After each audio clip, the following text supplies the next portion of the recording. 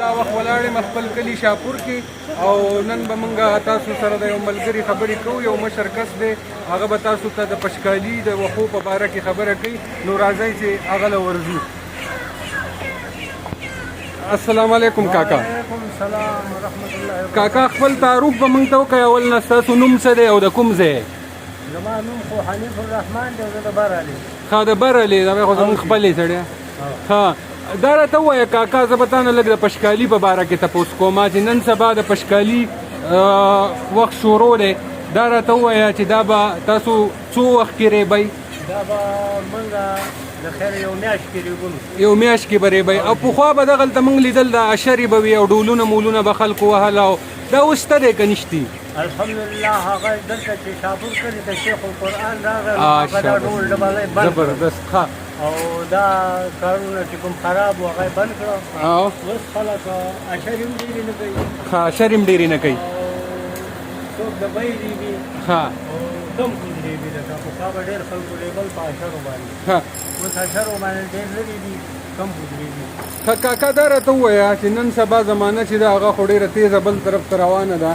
لږ ستاسو د زمانې ما ته لږ رواج ووایه. هغه ټایم کې به واده کوژدنه څنګه کېدله؟ هغه وخت خو واده کوژدنې دا مسله وه چې عام طور خلکو به پکې ډمان او لوبې او دا کیسې قطارې او څوک پکې ډېر مالدار او هغه به وایي چې ما 3 جوړې راوستل او چا به یې ما 2 جوړې راوستې او چې لږ ونې غریب به و هغه به 1 جوړه راوسته. چې زما شانې به و هغه به پکې هغه ډزې مجې لږې ډېرې وکړلې.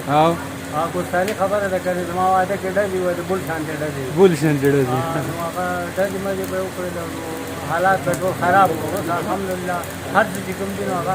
کاکا دا راته ووایه چې ستاسو خپل واده یاد شي. او جي ها نو ستاسو واده چې و نو هغه ټایم کې کوم رواج و؟ لکه هلک به ډایرکټ کور ته ته نه به ته څه حساب به؟ دا رواج دی. څو ورځې ته بهر وې؟